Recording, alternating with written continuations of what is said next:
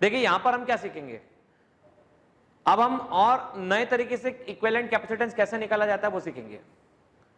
अभी तक हमने बहुत सारे ऐसे तरीके सीखे जिसमें हमको इंटरेस्टिंग केस देखे। इवन आप जो आप देखने वाले हो उसमें कई बार ऐसा देख के लगता है कॉम्प्लेक्स सिचुएशन में कि सर ये प्लेट कौन सी है, कनेक्शन कहां पे एस्टेब्लिश करेंगे, इक्विवेलेंट कैसे निकालेंगे। तो चलिए क्वेश्चन के माध्यम से शुरुआत करते हैं हम लोग। देखिए यहां पर कहा गया है कि ए और बी दो टर्मिनल है जिसके बीच में आपको पोटेंशियल डिफरेंस इक्विवेलेंट कैपेसिटेंस निकालना है। अब देखिए यहां पे ये कई बार सोचने में दिक्कत होती है कि कौन सा प्लेट पॉजिटिव है, कौन सा नेगेटिव प्लेट है और किस तरह से प्लेट की काउंटिंग की जाए। तो सिंपल तरीका है, जब भी पहले ये आइडेंटिफाई करो कि आपको किन दो प्लेट्स के बीच में आंसर निकालना है। तो हमें अभी भी ए और बी के बीच में इक्विवेलेंट कैपेसिटेंस निकालना है। ए और बी के बीच में इक्विवेलेंट कैपेसिटेंस निकालना है तो उसके बीच में सेल या बैटरी कनेक्ट कर दो। तो हमने सेल या बैटरी कनेक्ट कर दी। तो देखिए ये और ये छोटा वाला 0 पर और बड़ा वाला मान लो V पर है, ठीक है। छोटा वाला 0 पर, बड़ा वाला V पर, ये V पर तो ये V पर, अच्छा ये V पर तो ये V पर होगा, और अगर ये V पर है तो ये भी V पर होगा। अगर ये 0 पर है तो ये वाला भी 0 पर होगा और ये वाला 0 पर होगा, ठीक है ना। तो 2 पॉइंट बन गए आपके पास कुल मिला के। एक पॉइंट बन गया V और दूसरा पॉइंट बन गया 0। V और B 0 के बीच में ये लग गया सेल बैटरी। अब चेक करना, V0 एक कैपेसिटर है आपके पास में, वापस 0V बराबर है तो दूसरा कैपेसिटर है आपके पास में, और वापस देखो V0 एक और तीसरा कैपेसिटर आपके पास में अवेलेबल है। मान लो ये C। अब बताओ कौन सा कॉम्बिनेशन है। तो ऑब्वियसली हर कोई अब जवाब दे पाएगा ये पैरेलल कॉम्बिनेशन है। और पैरेलल कॉम्बिनेशन में आंसर कैसा निकलता है, तो पैरेलल कॉम्बिनेशन में आंसर आएगा C1 + C2 + C3। अच्छा C1 + C2 + C3 तो C + C + C आंसर कितना आया, बोलो भाई आंसर कितना आया, 3C आया। तो 3C इसका आंसर होगा। आइए अब इस सिचुएशन को हम समझते हैं और आंसर निकालते हैं।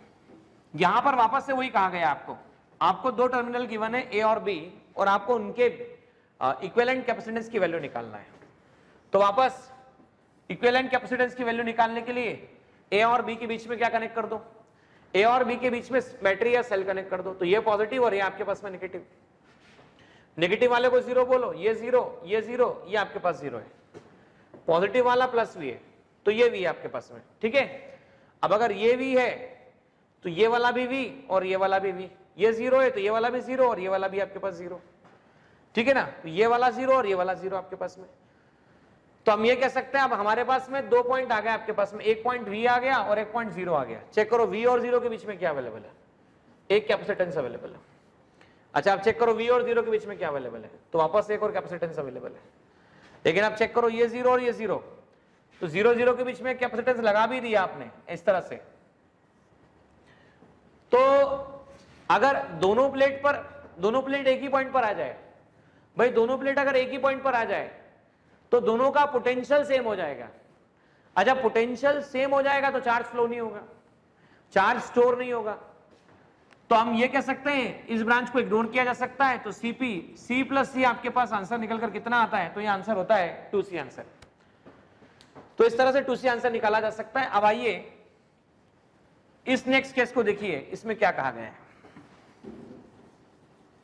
इस केस में कहा गया है आपके पास में फिर से A और B और इनके बीच का सेपरेशन D दे रखा है। अब अगर मान लीजिए A और B के बीच में कैपेसिटेंस निकालना है तो आइए A और B के बीच में बैटरी या सेल कनेक्ट कर दें। ये 0 तो ये वाला टर्म 0, ये 0 तो ये प्लेट पे 0 आ जाएगा। ये पॉजिटिव है +V है, ठीक है, ये +V है। अब समझना ध्यान से क्या होगा। अब इसका ना तो किसी इससे कनेक्शन है ना इससे कनेक्शन है, पर ये दोनों प्लेट आपस में कनेक्टेड है, बराबर है। तो अगर दोनों प्लेट आपस में कनेक्टेड है, लेट मैं मानता हूं इसका पोटेंशियल सपोज x पोटेंशियल है इसका, let I assume this is x। तो मेरे पास में अब 3 पॉइंट आ गए, एक पॉइंट V है, दूसरा पॉइंट x है और तीसरा पॉइंट 0 है। अब देखो V और 0 के बीच में बैटरी और सेल लगाना है, ये तो कंफर्म हो गया, बैटरी और सेल लगा दिया। चेक करो V और x के बीच में एक अवेलेबल है, तो V और x के बीच में एक कैपेसिटर लगा दिया। अब ये x है तो ये दोनों प्लेट कनेक्टेड है, तो आप जानते हो जब दोनों प्लेट आपस में कनेक्टेड है तो जो पोटेंशियल इस प्लेट का होगा वही पोटेंशियल इस प्लेट का होगा।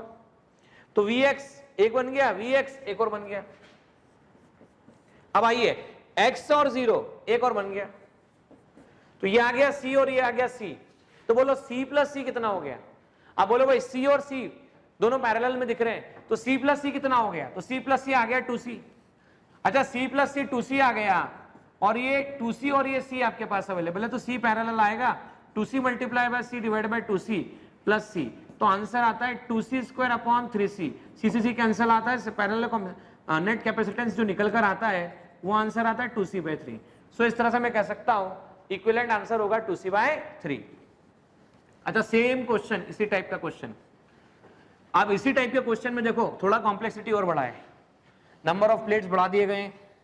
नंबर ऑफ प्लेट्स बढ़ाने के कारण कुछ इस तरह का आपके पास में स्ट्रक्चर बना हुआ है। आइए वो स्ट्रक्चर इस तरह से हम सॉल्व करना शुरू करेंगे। अब यहां पर A है और यहां पर B है, ये रहा A और ये रहा B, तो कनेक्शन स्टेब्लिश कर दिया A और B।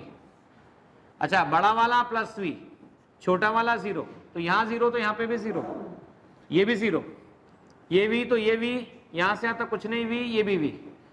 अब ये 0 है तो ये वाली प्लेट 0। अब चेक करो, ये मान लेता हूं इसका इसका कनेक्शन है, तो इसका पोटेंशियल x, तो भाई अगर कंडक्टर कनेक्टेड है तो जो पोटेंशियल इसका होगा वही पोटेंशियल इसका होगा x, और मैं इसका मान लेता हूं y। Let I assume this is y। तो अब मेरे पास में कितने पॉइंट हो गए? v हो गया, उसके बाद में कौन सा पॉइंट हो गया? x हो गया, उसके बाद में कौन सा पॉइंट हो गया? y हो गया, और उसके बाद में कौन सा पॉइंट हो गया? 0 हो गया। तो v, x, y और 0, चेक करो v और x के बीच में कितना पोटेंशियल डिफरेंस है। देखो पहले तो देखो आपको किस किस के बीच में निकल रहा है, तो एक बन रहा है x और y के बीच में, तो एक कैपेसिटर बन गया x और y के बीच में। एक है v और y के बीच में, तो एक कैपेसिटर हो गया आपके पास में v और y के बीच में। आइए v और y के बीच में, अब v और x के बीच में कैपेसिटर है, तो एक कैपेसिटर बन गया v और x के बीच में। अब x और 0 के बीच में कैपेसिटर है, तो x और 0 के बीच में कैपेसिटर है, तो ये रहा आपके पास में, और ये पॉइंट x है, x और 0 के बीच में कैपेसिटर है C। ठीक है ना? तो ये इस तरह से अरेंजमेंट आपके पास होता है, और इस अरेंजमेंट का सॉल्यूशन निकाला जा सकता है। तो चेक कर लीजिए एक बार, वापस से देखते हैं हम लोग। हमने क्या किया, हमने कहा बड़े वाले पे पॉजिटिव V, छोटे वाले पे 0 नेगेटिव, ये 0 ये 0 ये 0, ये पॉजिटिव पॉजिटिव पॉजिटिव V। अब दोनों कनेक्टेड है आपस में। अब जब दोनों आपस में कनेक्टेड है तो दोनों का पोटेंशियल क्या होगा? दोनों का पोटेंशियल सेम होगा। मान लो x है, ये x है, तो x मैंने सेम मान लिया। अब x सेम मान लिया, अब बीच में इसका किसी से कोई कनेक्शन नहीं है। जब इसका किसी से कोई कनेक्शन नहीं तो इसको मैंने y मान लिया, बराबर है।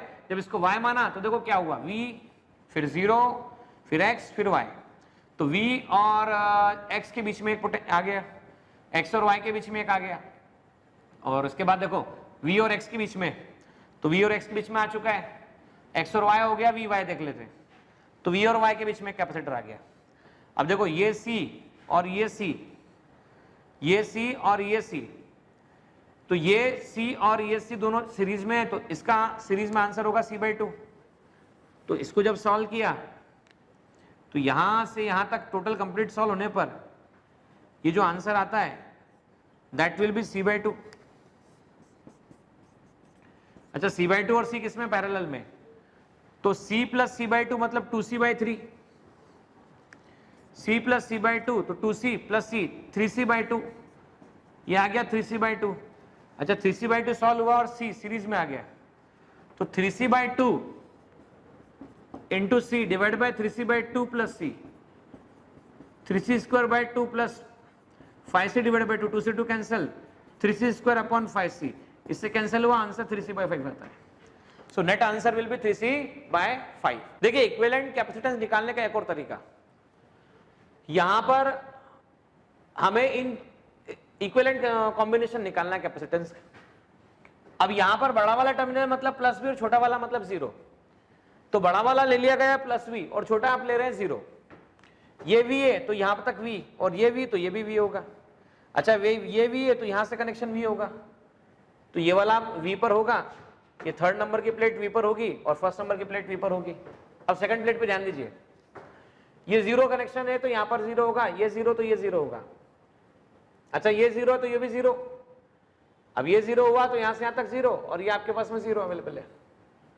ठीक है ना। तो अब क्या करेंगे, हम 2 पॉइंट बना लेंगे, एक पॉइंट V और दूसरा पॉइंट आपके पास 0 अवेलेबल है। तो देखो V से 0, तो V पर आपकी कौन सी प्लेट है, तो पहली प्लेट है, और 0 पे आपकी कौन सी प्लेट है, तो दूसरी प्लेट है। तो एक प्लेट V0, फर्स्ट प्लेट और सेकंड प्लेट। आइए ध्यान से, सेकंड और थर्ड देखिए, तो सेकंड प्लेट कॉमन यूज हो रही है थर्ड के साथ में, तो थर्ड पर V बराबर, और ये सेकंड, तो ये रहा थर्ड प्लेट, ये रहा सेकंड प्लेट।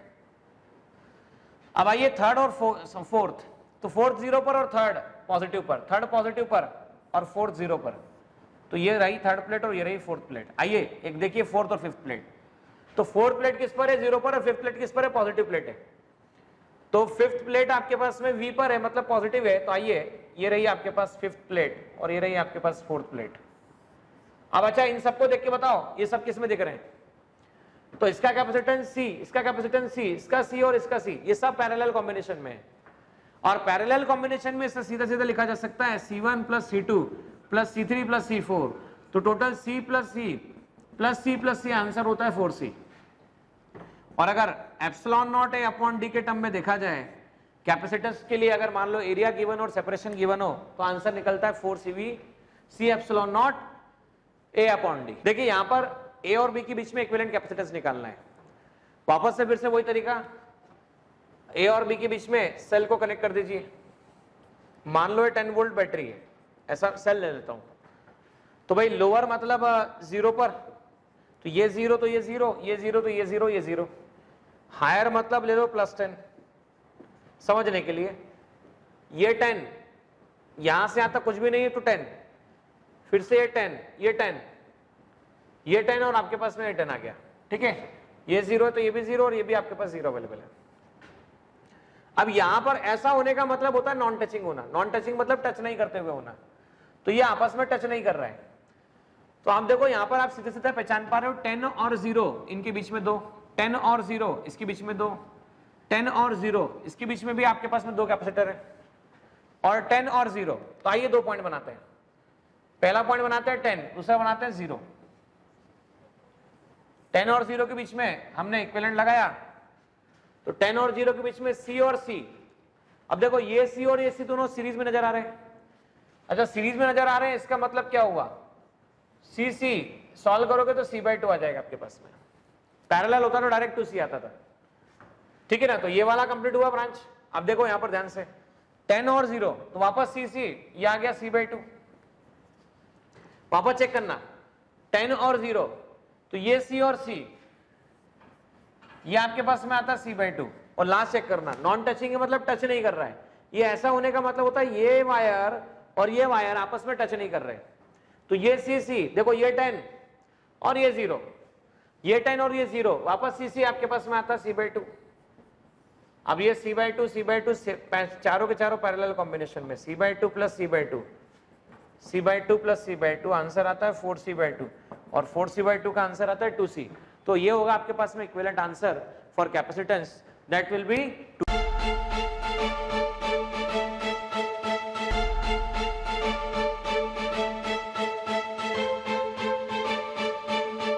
पुरोहित अकॅडमी, मेन ब्रांच प्रभात चौक, MJ कॉलेज रोड, लोकमान्य हॉस्पिटलच्या बाजूला, जळगाव, आणि पांडे क्लासेस जवळ, बंधन बँके शेजारी, ट्रॅफिक गार्डनच्या समोर, जळगाव।